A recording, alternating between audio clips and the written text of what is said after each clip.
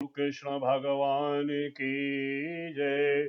भगवान राम की जय। भगवान शंकर जी की जय। सुखदेव महाराज की जय। गुरुदेव महाराज की जय। भगवान शंकर जी की कृपा से व उनकी प्रेरणा से आज आपके सामने श्रीमद् भागवत श्रृंखला का 21वां भाग, जो स्कंद 6 का दूसरा भाग है, 21वां भाग प्रस्तुत करने जा रहा हूं। और प्रसंग जो इसका शीर्षक है, इस प्रसंग का वह यह है: देवगुरु बृहस्पति का देवताओं को त्यागना। देवगुरु विश्वरूप द्वारा इंद्र को नारायण कवच का उपदेश। इंद्र द्वारा महाभागवत वृत्तासुर का वध। सबसे पहले प्रसंग में प्रवेश करने के पहले भगवान कृष्ण के नाम का सुमिरन कीर्तन। सच्चिदानंद रूपाय विश्वोत्पत्त्यादि हेतुवे तापत्रय विनाशाय श्री कृष्णाय वयं नमः। श्री कृष्णाय वयं नमः। बोलो कृष्ण भगवान की जय। इस प्रसंग में हमें पता चलेगा कि इंद्र समस्त स्वार्थ की सीमाएं किस प्रकार से लांघते हैं। अहंकार में यही कारण है। कभी कभी कृपालु जगत गुरु कृपालु महाराज यही कहते हैं, कितनी बार इंद्र कीड़े बने हैं, जानवर बने हैं। यही कारण है, वह भोग योनि है। उसका एक बहुत बड़ा उदाहरण आपको इस प्रसंग में मिलने जा रहा है। प्रसंग में प्रवेश करते हैं। राजा परीक्षित ने पूछा सुखदेव महाराज से कि हे भगवान, देवगुरु बृहस्पति ने अपने प्रिय शिष्य देवताओं को किस कारण से त्याग दिया था? देवताओं ने अपने गुरु का कौन सा अपराध किया था? आप कृपया बताइए। सुखदेव महाराज कहते हैं कि हे राजन, इंद्र का त्रिलोकी का ऐश्वर्य पाकर के, इंद्र त्रिलोकी का ऐश्वर्य पाकर के घमंड हो गया था। यह घमंड हमेशा होता रहता है। इस घमंड के कारण वे धर्म, मर्यादा व सदाचार का उल्लंघन करने लगे थे।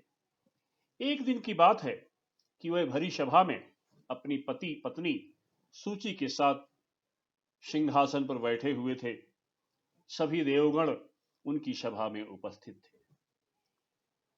गंधर्व और अप्सराएं उनका गुणगान और स्तुति कर रही थी। दरबार सजा हुआ था। मस्त थे इंद्र। इसी बीच देवगुरु बृहस्पति वहां पधारे। इंद्र ने उन्हें आता देखकर भी अपने स्थान से खड़े नहीं हुए, न नमस्कार किया, न आसन आदि हेतु गुरु का सत्कार किया।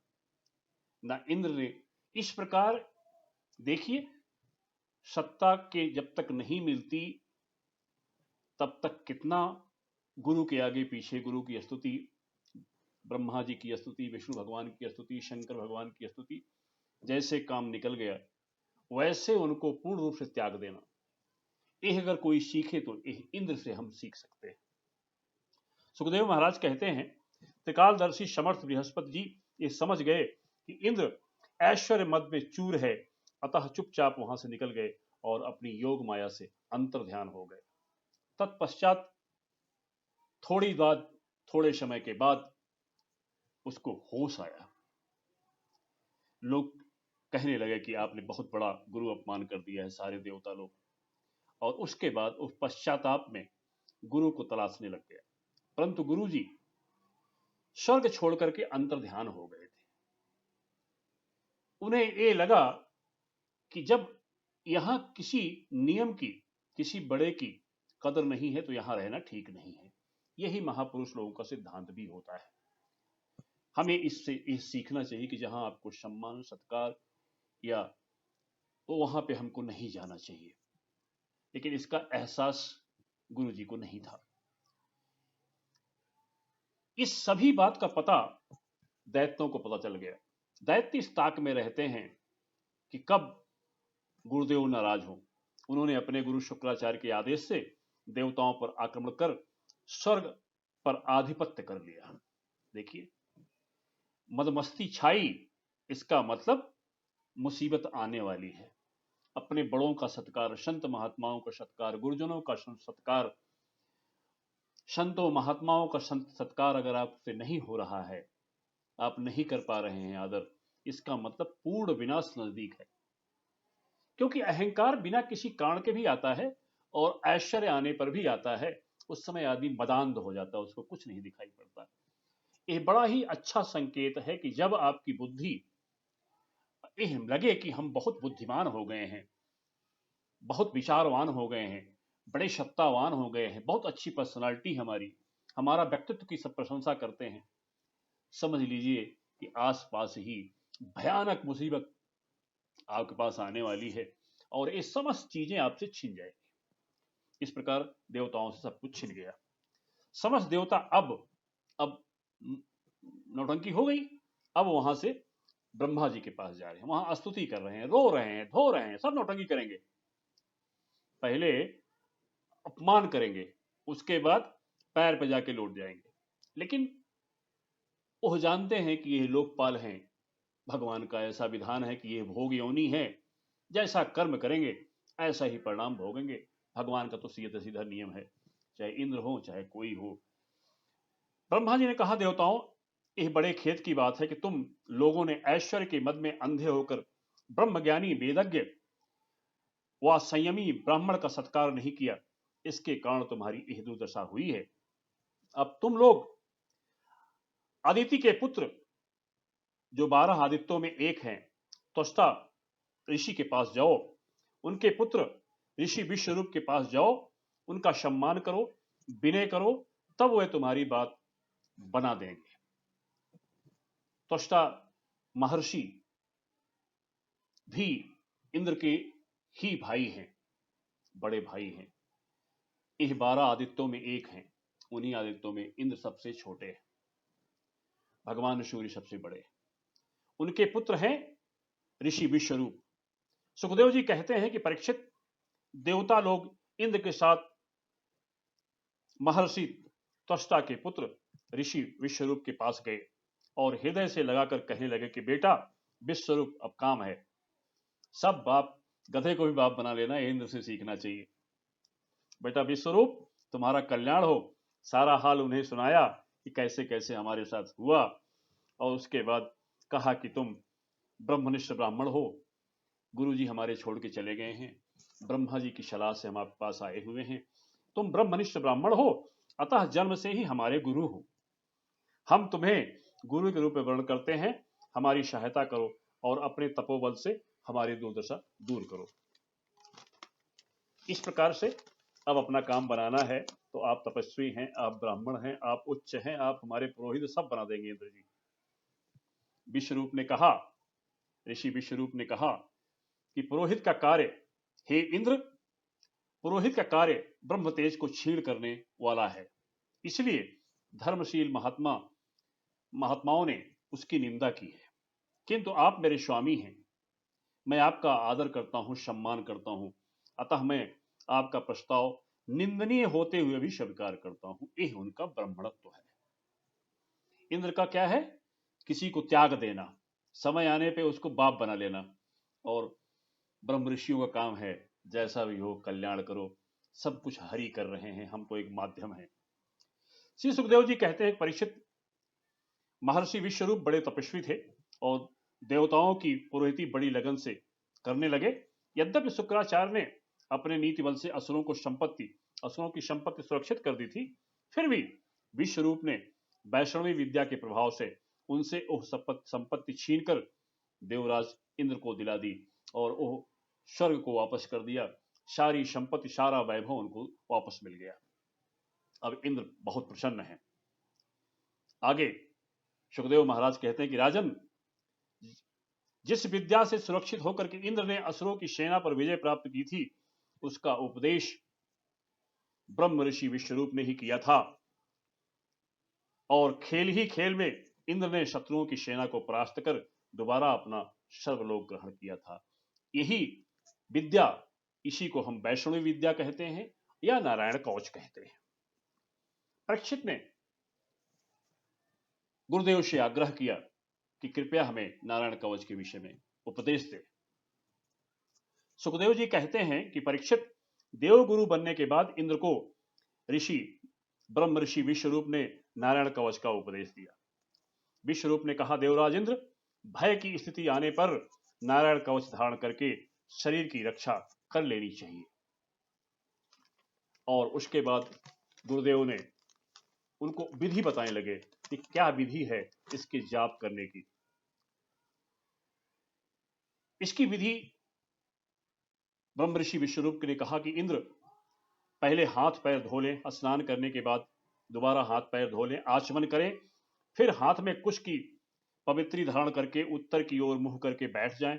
इसके बाद पवित्रता से 8 अक्षर मंत्र का ओम नमो नारायण, ओम नमो नारायणाय, इस मंत्र का जाप कंटिन्यूअस करें। और दूसरा मंत्र 12 अक्षर मंत्र है, ओम नमो भगवते वासुदेवाय। इन दोनों मंत्रों को ही वैष्णवी मंत्र या नारायण कवच कहते हैं। इन मंत्रों का अनवरत जाप करें और श्री हरि के विग्रह का ध्यान करें, स्तुति करें कि हे प्रभु, हर प्रकार से श्री हरि मेरी आप रक्षा कीजिए। इसी को ही वैष्णवी विद्या कहा गया है। इसका महत्व सुखदेव महाराज बताते हैं कि जो पुरुष इस नारायण कवच को समय पर सुनता है और जो आदर पूर्वक इसे धारण करता है, इसका जाप करता है, उसके सामने सभी प्राणी आदर से झुक जाते हैं और वो सब प्रकार के भय से मुक्त हो जाता है। सुखदेव जी कहते हैं कि परीक्षित, हमने सुना है कि विश्वरूप के 3 सिर थे। एक मुंह से सोम रस का पान करते थे, दूसरे से शराब पीते थे, तीसरे से अन्न खाते थे। उनके पिता ब्रह्मर्षि त्वष्टा आदि 12 आदित्य देवताओं में एक थे। इसलिए वे यज्ञ के समय विश्वरूप जी यज्ञ के समय प्रत्यक्ष ऊंचे स्वर से बोलकर बड़े विनय के साथ आहूत देते थे, लेकिन साथ ही साथ छुप करके असुरों को भी आहूत देते थे, क्योंकि उनकी माता असुर कुल से थी। उसके पति उनका आदर था। हमारी माँ जिस कुल से है उसके पति भी श्रद्धा, लेकिन इसका उद्देश्य विनाश नहीं था। देवराज इंद्र ने देखा इस प्रकार से वे देवताओं का अपराध कर रहे हैं कि धर्म की ओट में कपट कर रहे हैं। उनसे पूछना चाहिए था कि वो उनके देव गुरु हैं, उनके गुरु हैं, उनको उन्होंने असुरों से जिताया है, कल्याण किया है, लेकिन नहीं, अहंकार बस की अब हम सत्ता आ गई है, कौन क्या कर लेगा, बिना कुछ पूछे हुए अपने देव गुरु विश्वरूप का बड़ी फुर्ती से उनके तीनों सिरों को काट दिया। वो देव गुरु हैं, ब्राह्मण हैं, लेकिन कितना स्वार्थी है। ऐसा स्वार्थ संसार में कहीं नहीं मिलेगा जो इंद्र का है। बहुत ही घृणित है। और अपनी ब्रह्म हत्या का जो पाप था उसको पृथ्वी को, जल को और वृक्ष और स्त्रियों को दे दिया, इन चारों को दे दिया।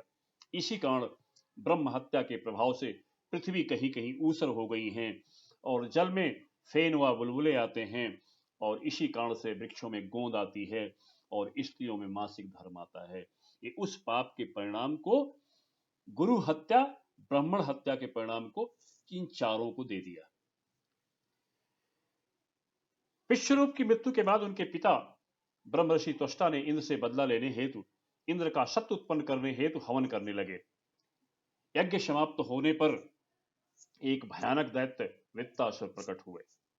वित्तासुर ने बड़े बड़े देवताओं के अस्त्र शस्त्र निगल लिए। डर के मारे देवताओं ने श्री हरि की स्तुति की, दोबारा इंद्र को कैद कर लिया, इंद्र को पलायन कर लिया। सब देवता भागदौड़ मच गई, सारे उनके अस्त्र सब खा गए। स्वर्ग पर आधिपत्य हो गया, मारे मारे घूम रहे हैं। अब वहां से भाग करके पुनः जाएंगे। अब ब्रह्मा जी के पास नहीं जा रहे हैं। ब्रह्मा जी के पास गए, बोले हमारे बस का नहीं है। श्री हरि की स्तुति करने लगे। श्री हरि ने प्रकट होकर कहा कि तुम लोग दधीची ऋषि के पास जाओ, उनके यंग अंगों की याचना करो, वो अवश्य दे देंगे। भगवान हैं, श्री हरि हैं, वो जानते हैं कि यह 100 अश्वमेध यज्ञ करके इंद्र बना है और फिर इसको गीदड़ सुअर सियार बनना है, लेकिन नहीं, पद की गरिमा भगवान रखते हैं। तो उन्होंने कहा दधीची ऋषि के पास जाओ और उससे जो आयुध तैयार होगा उसी से ही वृत्तासुर का सिर कट सकता है, अन्यथा नहीं। जाओ उनसे और वो आपको अपना शरीर दे देंगे, तुम्हारा कल्याण होगा। ऐसा करके भगवान अंतर ध्यान हो गए।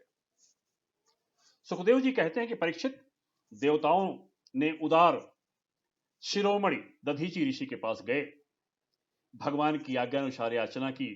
देवताओं की याचना सुनकर के दधीची जी हंसकर बोले कि हे देवताओं, तुम इतने स्वार्थी हो, ये भी नहीं सोच रहे हो कि आप लोगों को यह भी नहीं मालूम हो रहा है कि मरते समय प्राणियों को कितना बड़ा कष्ट होता है, अपनी शरीर से कितना मोह होता है।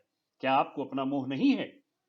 ऐसी स्थिति में श्री हरि भी आ जाए तो कोई प्राणी अपना शरीर उनको भी नहीं दे सकता, फिर भी तुम मेरे पास आए हो। दधीची ऋषि ने कहा, देवताओं, आपकी याचना मुझे स्वीकार है, क्योंकि यही हरि इच्छा है।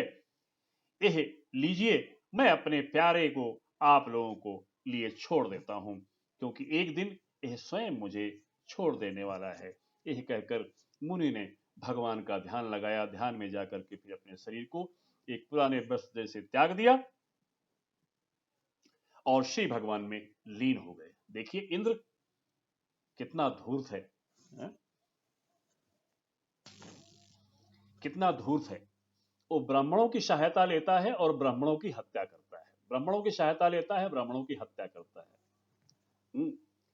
तो उसके बाद यह करके मुनि ने अपना शरीर त्याग दिया और श्री भगवान में लीन हो गए। तत्पश्चात उनकी अस्थियों से विश्वकर्मा ने ब्रज नामक अस्त्र का निर्माण किया, जिससे कि वृत्तासुर का वध हो सके। श्री सुखदेव जी कहते हैं, वृत्तासुर के वध के लिए अब इंद्र देवताओं के सहित आक्रमण करने गए। वृत्तासुर महाभागवत है, ये मां बहुत पूर्ण भक्त है, अवधूत है, लेकिन दैववश मां पार्वती ने श्राप दे दिया और उस श्राप को सहर्ष स्वीकार करके वृत्तासुर इस राक्षस योनि में आ गया। ये सारा वृत्तांत अगले प्रसंग में आपके सामने प्रस्तुत करेंगे। अभी यही जान लें कि वृत्तासुर ने क्या बोला। कितना बड़ा महाभागवत है, ये सुने आप। वृत्तासुर बोला, इंद्र, तुम मेरे बड़े घृणित शत्रु हो, जिसने विश्वरूप के रूप में ब्राह्मण और तुम्हारा गुरु और मेरे बड़े भाई की हत्या की। मैं तुम्हें मारकर भाई का ऋण चुकाऊंगा। इतना बोला कि तुम इतने स्वार्थी हो कि किसी की हत्या करवा सकते हो, किसी से किसी को लड़वा सकते हो। ऐसा निकृष्ट व्यक्ति मैंने नहीं देखा, ऐसा घृणित व्यक्ति नहीं देखा। ऐसा वृत्तासुर ने कहा, इंद्र, मैं जानता हूं कि तेरा यह वज्र श्री हरि के तेज और दधीची ऋषि के तपस्या से शक्तिमान हो रहा है, तुम्हारी कोई ताकत नहीं है ये भगवान, और इसलिए अब तू वज्र से मुझे मार डाल, क्योंकि जिस पक्ष में भगवान हरि हैं उधर ही विजय लक्ष्मी और सारे गुण निवास करते हैं। मैं जानता हूं, मैं श्री हरि का भक्त हूं, महर्षि दधीची का भक्त हूं, लेकिन भगवान हरि की यही इच्छा है कि अब तुम्हारे पक्ष में खड़े हैं, तो आओ मुझे मार डालो। हे इंद्र, हे दुष्ट इंद्र, मैं भगवान संकर्षण की आज्ञा अनुसार मैं अपने मन को उनके चरणों में लीन कर दूंगा। तेरे वज्र का वेग मुझे नहीं, मेरे विषय भोग रूप फंदे को काट डालेगा और मैं शरीर त्याग कर मुनियोचित गति को प्राप्त कर जाऊंगा। मैं जानता हूं कि यह शरीर क्यों मिला है, यह शरीर किस लिए मिला है, मैं सब जानता हूं। भगवान हरि की यही इच्छा है।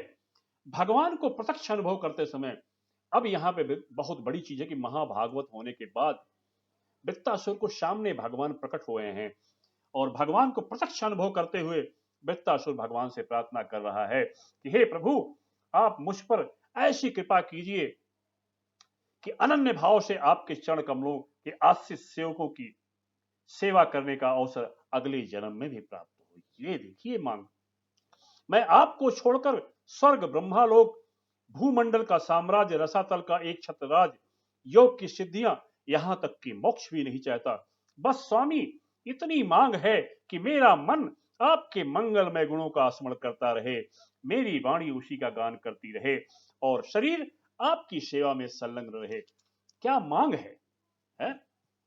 हे प्रभु, मैं मुक्ति नहीं चाहता। मेरे कर्मों के फलस्वरूप मुझे बार बार जन्म मृत्यु के चक्कर में भटकना पड़े, मुझे कोई फर्क नहीं है, इसकी परवाह मुझे जरा से नहीं है।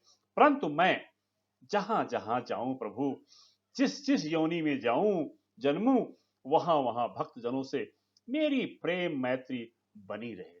ये हम सबके लिए है कि हम सबको यही मांगना चाहिए। हे स्वामी, मैं केवल यही चाहता हूं कि जो लोग आपकी माया से देह मोह और स्त्री पुत्र आदि में आसक्त हो रहे हैं, हे प्रभु, उनके साथ कभी किसी प्रकार का मेरा संबंध ना रहे। सुखदेव महाराज कहते हैं कि राजन, वृत्तासुर रणभूमि में अपना शरीर छोड़ना चाहता है, क्योंकि उसके विचार से इंद्र पर विजय प्राप्त करके स्वर्ग पाने की अपेक्षा मरकर भगवान को प्राप्त करना श्रेष्ठ है। स्वर्ग तो तुच्छ है, स्वर्ग का साम्राज्य ऐसा इंद्र बनकर के क्या करेंगे, इसलिए उनके लिए तुच्छ हैं। इसलिए गरज करके एक वीर रूप में वृत्तासुर बोला, पापी इंद्र, अब तू बच नहीं सकता, और त्रिशूल से आक्रमण कर दिया। इंद्र ने त्रिशूल के साथ वृत्तासुर का एक हाथ काट डाला। एक बाह कट जाने पर वृत्तासुर ने क्रोध में आकर उस वज्रधारी इंद्र के पास जाकर उसकी ठोड़ी में और गजराज ऐरावत पर परिध से ऐसा प्रहार किया कि इंद्र के हाथ से वज्र गिर पड़ा और वृत्तासुर के पास आकर गिरा। डर के मारे इंद्र वृत्तासुर के पास नहीं आ पा रहे हैं।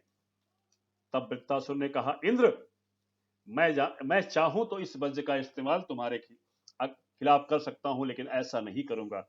हे इंद्र, हे पापी इंद्र, दुष्ट इंद्र, तुम मेरे पास आकर के वज्र उठाकर अपने शत्रु मतलब कि मुझे मार डाल। यह विषाद और सोचने का समय नहीं है, जल्दी से जल्दी उठा और मेरे ऊपर प्रहार कर।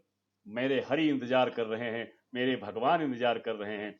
वृत्तासुर ने ब्रह्म ज्ञान की बात करते हुए इंद्र को प्रेरित किया कि ओह उन्हें वज्र से मारे, क्योंकि सब कुछ श्री हरि की इच्छा से होता है और वही मंगलमय होता है। देवराज इंद्र ने कहा, अहो दानवराज, सचमुच तुम सिद्ध पुरुष हो, अवश्य ही तुम लोगों को मोहित करने वाली भगवान की माया को पार कर गए हो।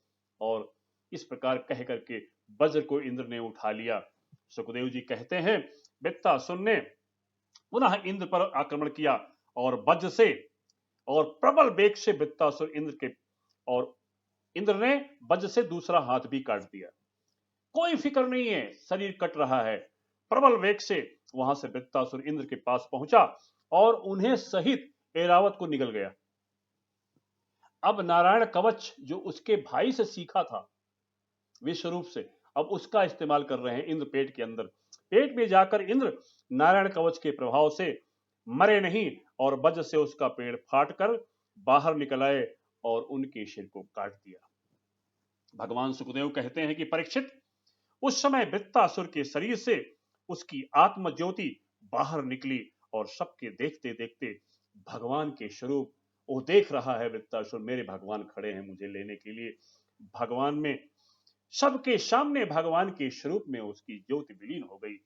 ऐसे भक्त महाभागवत वृत्तासुर को बार बार नमन, बार बार नमन, बार बार नमन। बोलो वृत्तासुर महाराज की जय, बोलो कृष्ण भगवान की जय। जय जय सीताराम, हर हर महादेव।